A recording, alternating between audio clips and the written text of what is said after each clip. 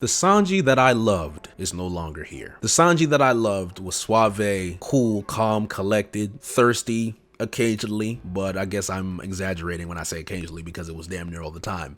He was hilarious, master chef, a unique fighting style, James Bond-esque at times with his espionage feats, especially Skypiea, especially Enies Lobby. But that Sanji has changed. That side of the Sanji that we were talking about in pre-time skip, he's still there. That Sanji is still there. But the Sanji we see now is different, and I'm gonna explain to you guys why. But first, before I explain to you guys why he has changed, I think it's important to highlight the Sanji that we knew before, the pre-time skip Sanji, and what makes him different than the Sanji we see now. You see, the usage of Sanji in pre-time skip was different in a sense that when his gag was used, it just hit more. It was hilarious. It was funnier. It didn't compromise the story, except for the Khalifa, but that wasn't a gag. That was serious. That was a character moment for Sanji. The first heavy character moment for Sanji in regards to his ideals. If you look at Sanji in Enies Lobby, a lot of people say that Sanji has a lot of peaks and valleys, and you kind of just have to ride the wave of Sanji being abused and beaten up. But if you really think about Enies Lobby, Sanji really wasn't abused at all until that Khalifa moment. In fact, Sanji was excellent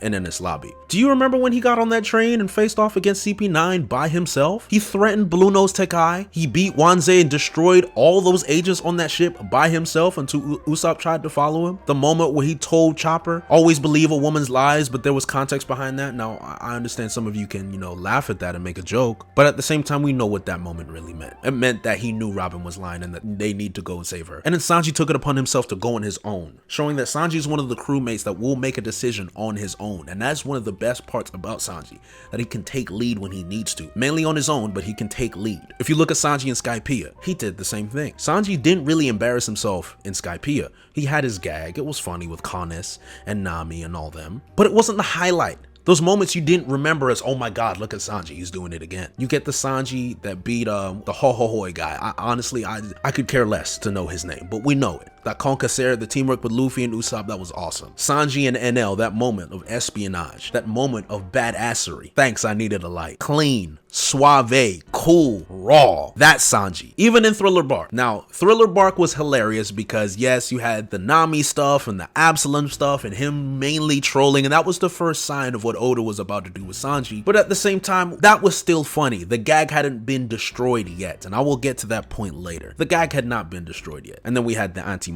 kick course, then we had him rescuing Nami, we had Hell's Memories. That Sanji was humorous. We loved that Sanji. Sanji in Baratie speaks for himself. That's his introduction. Sanji in Arlong Park. Not an abuse of gags. He obviously thirsts over Nojiko. This is normal. We like Sanji when he's thirsting over women. That's who he is. It's hilarious. The pre-time skip Sanji that we knew was more cool than any other character on the Straw Hats, and I will die on that hill. And that's why I like Sanji so much. It's because even though he was different than people like Zoro and Luffy, he had that suave, calm, cool, collected, intelligent factor. Little Garden Sanji, Mr. Prince, all in Alabasta. Sanji was amazing in all of these arcs, back to back to back, and it's always the same Sanji that we got. Cool, calm, collected, and suave. But now we're here. And the problem is once we got to the post-time skip, we still had expectations of that Sanji that we love. But Oda went in a different route. And I think where it all started is with the gag. We were fine with the gag pre-time skip. Not many people had complaints with it. If you had complaints about it, it was based on your idea of sexism and Sanji being sexist. And I'm not gonna delve into that because that's a discussion for another video. But let's stay on topic. I believe, and I think a lot of people will agree with me, Sanji's gag was abused to a point where it actually turned people off. Oda made it a point. Now, understandably, here's the thing that I want to mention to people. Just because it makes sense how it was used doesn't mean it's good. Things that make sense doesn't mean it's good. There's villains that make sense with their arguments, doesn't mean they're good people. So I want to stress that before we go on. Oda took his gag and pushed it so far that people got turned off by the gag and they started to get annoyed whenever Sanji did it.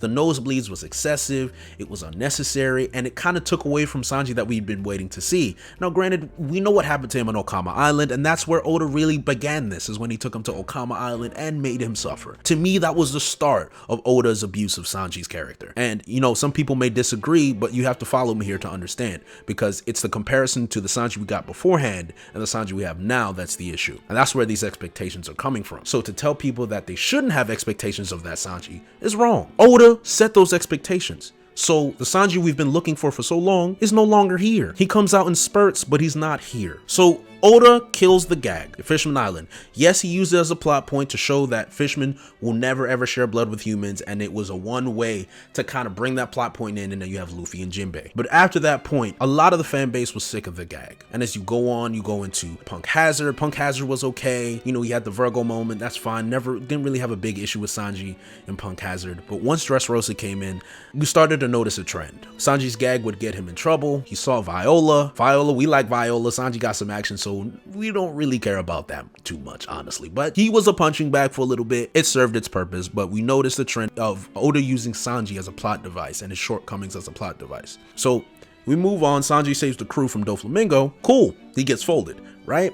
Fine. The cool, calm, collected Sanji that we've been looking for rarely ever shows up. It's more of the fiery simp Sanji that we see. So we're still waiting for the cool, calm, collected Sanji. We saw a bit of it when he intervened against Doflamingo, but that's just about it. So then we move on from Dressrosa and then we go to Zou. Now, Sanji, in that moment in time, once we get to Sanji's character arc, that's where the expectations of the cool, calm, collected Sanji could be laid away, because now we're getting into the depths of his character. Now, what I find interesting is, I don't think I've ever really voiced my opinion on Whole Cake Island, or I don't think a lot of you guys really know how I feel about Whole Cake Island. I loved Whole Cake Island. I am actually one of the staunchest defenders of Whole Cake Island, because I actually loved every minute of the Germa flashback. I loved every minute of the pain and ordeals that Sanji had to go through. The tough decision of going on his own to try and save not only the crew but Zeph. And a lot of people seem to have misconstrued the reason why Sanji left. They have this notion that Sanji didn't trust his crewmates, and this is in correlation with chapter 1005. We seem to believe that Sanji never trusted his crewmates, that he had an issue asking for help. But I'd like to ask you guys, when has Oda ever highlighted the fact that Sanji's had an issue trusting his crewmates or have an issue asking for help? When? I'm not sure where that idea came from, but Oda never made it a point. He never made it a plot point at any point in time. The reason Sanji left was because Zeph's life was on the line. If Zeph was not in the picture, I actually believe Sanji probably would have waited for Luffy in that moment in time. But the Straw Hats are nowhere near Zeph. So who's gonna save him? Who would go and save Zeph for Sanji? The only person that could save Zeph in that moment in time is Sanji. Sanji did not have a choice, so he had to go by himself. It's not just the Straw Hats, it's also Zeph, and we've also highlighted the fact that Zeph is an important character to Sanji. Zeph is the reason Sanji has those ideals that we love and we don't want him to lose in the first place. So how could he put his life in danger? It's not about trusting the crewmates. It's not about not asking for help. It's about Sanji believing this is the course of action. And that fear factor that Capone put in Sanji, Big Mom has an extensive network. He can find Zeph and kill him, and he knows about his family as well, who are also from the North Blue. So we move on into Whole Cake. We get the character arc. Luffy comes up to Sanji, and the whole reason that Luffy wanted Sanji to say he wanted to come back to the Sunny is because Sanji was scared to tell the Straw Hats what he wanted. He didn't want to go through this. He didn't want to do any of this. This is why he sold himself to Pudding, because I have nothing left, so I might as well cling on to something to try and have some hope in this situation. And once Pudding laughed and ridiculed Sanji and he ran into that moment, he had nothing left. Nothing. So what does Sanji do? He goes out, finds Luffy. Luffy, I want to go back to the Sunny. And that is what Luffy had been waiting for the entire time. For Sanji to finally tell him what he wanted to do. Sanji to be honest with himself. And that's what Zeph wanted Sanji to do as well. Chase your dreams. Do what you want. Don't just stay here and be in debt to me. Let go of that pride. Let go of that notion that you have to do this. Do what you want. Don't worry about me. And that was the point of that moment. It wasn't about trusting his crewmates. It wasn't about not asking for help. It was about Sanji doing what he always wanted to do, which is be with the Straw Hats. So when he went, he also asked Luffy, "This is another thing I want to do, Luffy." And this is why that moment is so key. He said, "Luffy, I want to save my family." And that's the highlight a portion of his character that was underappreciated by his entire family, except for his mother, Reiju, and Luffy himself. Kindness. Selflessness. That's the best part of Sanji. That is Sanji at his best. So he does that. We get that moment on Whole Cake Island and we're good. Plot point resolved. Sanji's character is great. Love it. Then we go to Wano. Then we see the gags again. Then we see him getting slapped around again. And it's normal, but that's how Oda's been using in post-time skip. But if you've noticed one theme, the cool, calm, collected, suave Sanji that we loved, this perverted Sanji. You got a mix of perversion in there, but it's still hilarious. It's losing its luster. And then we get to this Robin moment where there's a heated controversy around it, where some people believe that it's a great character moment for Sanji, and I disagree. I don't think that moment was for Sanji whatsoever. I actually believe that moment was for Nico Robin. Oda just used Sanji's ideals and his character as a plot device in order to get Robin the moment she needed. This is why the title of the chapter was The Devil Child. It was always about Nico Robin, and it was not about Sanji. My problem is that when are we going to see the Sanji that we want to see? And it's about expectations, yes, because those are the expectations we had since pre-time skip. And if you fell in love with that character, how are we wrong for wanting to see that character again? That's a part of his character. Oda wants to highlight Sanji's shortcomings and his humanity a lot more and put it for all of us to see, which is fine. But at the same time, that's not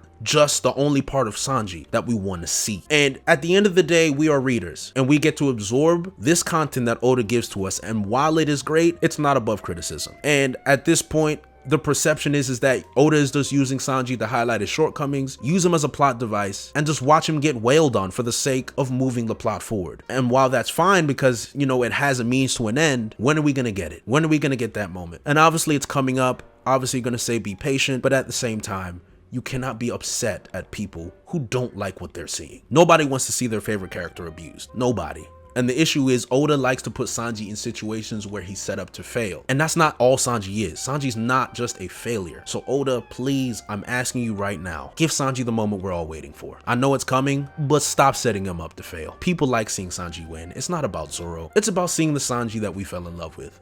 The suave, jazz music Sanji that we all love and adore. And that's it from me. Take care.